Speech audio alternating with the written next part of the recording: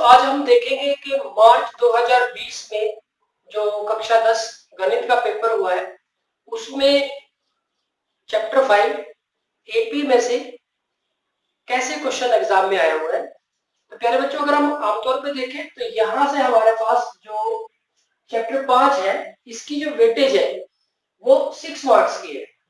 2017, 18 और 19 का जो हमने पेपर देखा तो उससे ये पता चलता है कि इसमें से हमारे पास एक क्वेश्चन 1 अंक का, एक और क्वेश्चन 1 अंक का और एक क्वेश्चन 4 अंक का, यानी कि टोटल हमारे पास 6 अंक 6 मार्क्स का जो के क्वेश्चन है यहां से आते हैं।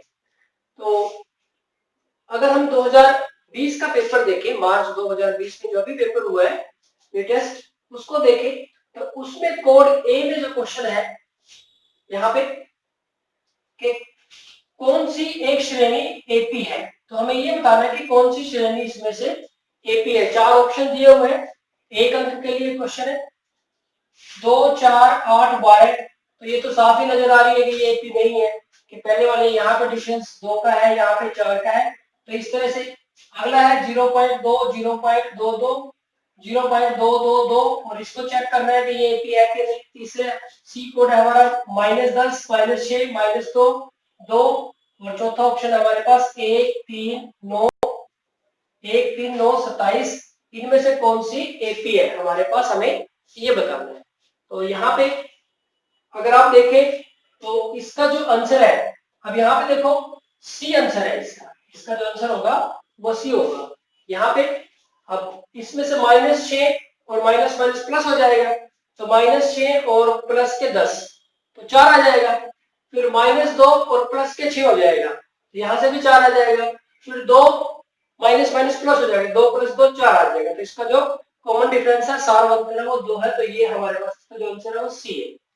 ठीक इसी तरह से एक क्वेश्चन का एक और अंक आया हुआ है कि 2, 7, 12 एपी का 10वां पद, यानी कि हमें 10वां पद बताना है। तो यहाँ पे हमारे पास एपी दी हुई है, ए है हमारे पास, डी है हमारे पास, एन, यानी कि ए 10, ए + 9डी, ए और डी का मान रख देंगे तो 10वां पद आ जाएगा।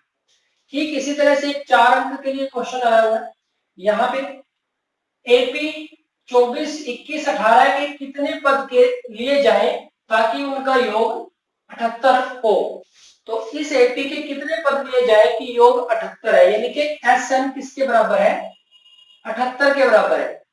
एसएन का फॉर्मूला कितना होता है, n/2, 2a + n-1 × d। ये 78 है हमारे पास। अब यहाँ पे एपी से हमें ए मिल जाएगा और डी मिल जाएगा, तो ए और डी का मान रख देंगे इसके अंदर और इसको एन के लिए सोल्व करेंगे। तो एन के 2 मान आएंगे, तो यहाँ पे 2 मान में से आपने चेक कर रहा है कि जो एन का मान आएगा वो एक प्राकृतिक संख्या होना चाहिए, एक नेचुरल नंबर होना चाहिए। तो अगर दोनों ही नेचुरल नंबर आए आंसर, तो दोनों ही आपके आंसर होंगे। अगर आपका एक नेचुरल नंबर आया तो एक नेचुरल नंबर होगा, यानी कि कोई भी माइनस का नहीं होना चाहिए और बटे वाला नहीं होना चाहिए, ध्यान रखेंगे। नेचुरल नंबर हमारे पास जो हो गए वो इसका आंसर आ जाएगा। तो ये हमारे पास 4 अंक का एक क्वेश्चन आया।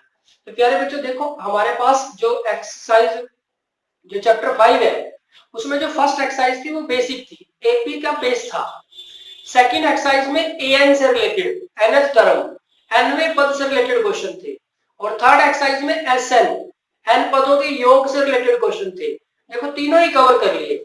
जो हमारा एक क्वेश्चन है वो एपी की समझ से संबंधित हो गया, एपी के किसी पद निकालने से हो गया और एपी के एन पदों से के योग से संबंधित क्वेश्चन हो गया।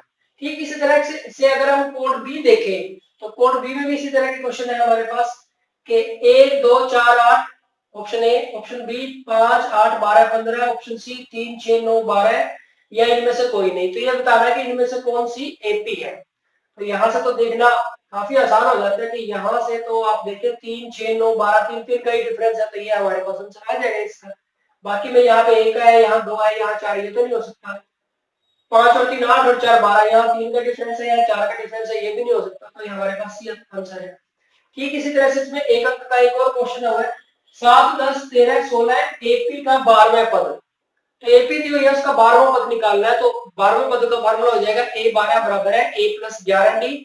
ए का मान और डी का मान निकाल के उसके अंदर रख देंगे तो 12वां पद हमारे पास आ जाएगा। ठीक इसी तरह से 4 अंक के लिए जो क्वेश्चन है उसमें है कि एपी 9, 17, 25 के कितने पद लिए जाए ताकि उनका योग 636 हो। तो बिल्कुल ऐसा ही क्वेश्चन है। तो योग SN बराबर 636 के लिए हमें इसको सोल्व करना है। तो ये 4 है। तो अगर कोड सी की बात करें तो इसी तरह से एक क्वेश्चन हमारे पास ये बताना है कि इनमें से कौन सी एपी है। ए में दिया हुआ है 1, 3, 9, 27, ये तो नहीं नजर आ रही क्योंकि इसका डिफरेंस सेम नहीं है। बी में है ए 2A 3A 4A, देखो A 2A 3A 4A यानी कि हर बार A बढ़ रहा है, तो ये तो बिल्कुल सही है। अब यहाँ देखो A स्क्वायर A क्यूब, ये तो गुना हो रहा है, हर बार A गुना हो रहा है, जुड़ना चाहिए, चाहे वो प्लस का हो चाहे वो माइनस का हो, तो ये भी नहीं है। एक का स्क्वायर 1 होता है, 2 का स्क्वायर 4 होता है, 3 का स्क्वायर 9 होता है, तो 1 और 4 के बीच में तो 3 का फर्क है, 4 और 9 के बीच में 5 का डिफरेंस है, तो ये भी नहीं हो सकती। तो हमारा जो आंसर है वो कितना आ जाएगा, बी आ जाएगा इसका। ठीक इसी तरह से क्वेश्चन दिया हुआ है 10, 7, 4 एपी का 30वां पद, बिल्कुल वैसा ही है हमारे पास कि हमें 30वां पद निकालना है। a प्लस 29d, ये 30 बराबर है a प्लस 29d लिख के और d का मान, a और d का मान इसमें रख लेंगे। ठीक इसी तरह से एक क्वेश्चन है 4 अंक के लिए, ऐसे प्रथम 40 धन पूर्णांकों का योग ज्ञात करो जो 6 से विभाज्य है। ऐसे पहले 40 पॉजिटिव इंटीजर्स धन पूर्णांकों का योग ज्ञात करना जो 6 से भाग होते हैं। तो सबसे पहले कौन आएगा, 6 आ जाएगा, फिर 12, फिर 18, इस तरह से चलता रहेगा। अब देखो a का मान 6 है, d का मान भी 12 माइनस 6 है, n का मान कितना है 40 है, तो ये SN का फॉर्मूला लगा देंगे। n की वैल्यू है हमारे पास एक ही है, d की इसके अंदर रख के सॉल्व कर लेंगे, आंसर आ जाएगा हमारे पास। तो ये हमारे पास कोड सी में क्वेश्चन है। कोड डी में भी इसी तरह से A B C D 4 option दिए हुए, बताना कि कौन सी एपी है।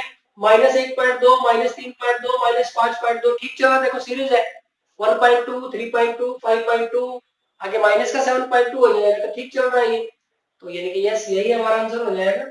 यहाँ पे बी में देखिए, अगर 2 और 3 5, 5 और 2 7, यहाँ 3 का डिफरेंस है, यहाँ 2 का, ये नहीं हो सकता। 1 2, 2 का स्क्वायर 4, 3 का स्क्वायर 9, तो ये भी नहीं बनते। 1 4 9 है, 1 और 4 में तो 3 का डिफरेंस है, 4 और 9 में 5 का डिफरेंस है, तो ये भी नहीं हो सकती। तो यहाँ है हमारे पास पहले ही ऑप्शन सही है। नेक्स्ट इसी तरह से एक एपी दी हुई है, इसका 11वां पद निकालना है। तो 11वां पद हमारे पास क्या है, a प्लस 10d, a का मान है हमारे पास, d का मान हम निकाल लेंगे और इसमें फॉर्मूले में रख देंगे। ठीक इसी तरह से श्रेणी 1, 4, 7, 10 के कितने पद लिए जाए ताकि उनका योग 176 हो। तो यहाँ पे भी इसमें 78 की जगह पे 176 के इक्वल रखे और उसको सोल्व कर देंगे, तो n का जो मान नेचुरल नंबर होगा, प्राकृतिक संख्या होगी, वो हमारा आंसर होगा। एक आंसर भी आ सकता है और 2 आंसर भी आ सकते हैं। तो प्यारे बच्चों, ये था हमारे पास मार्च 2020 में जो एग्जाम हुआ है मैथ का 10वीं कक्षा का, उसमें चैप्टर 5 में से किस तरह के क्वेश्चन आए हैं। तो बिल्कुल देखो पैटर्न बिल्कुल सेम है। अगर इस क्वेश्चन को हम छोड़ दे, वैसे तो देखो SN का फॉर्मूला तो यहाँ पे भी लग रहा है, बाकी 3 तो बिल्कुल सेम ही है 4 अंक के लिए, ये तो उनसे अलग है लेकिन है बहुत इजी, और बाकी तो बिल्कुल पैटर्न भी बिल्कुल सेम है, सिर्फ जो डिजिट है, जो संख्याएं हैं वो चेंज कर रखी है, बाकी जो पूछा गया है वो सेम ही पूछा गया है। तो बिल्कुल सारे ही कोड में एक जैसे ही क्वेश्चन आ रहे हैं, लगभग को कुछ ज्यादा सा डिफरेंस यहाँ पे नहीं है और बहुत इजी क्वेश्चन आ रहे हैं। तो प्यारे बच्चों, यहाँ से आपको 6 मार्क्स अपने पक्के कर लेने, बहुत अच्छे से इस चैप्टर की तैयारी करनी है। Thank you very much.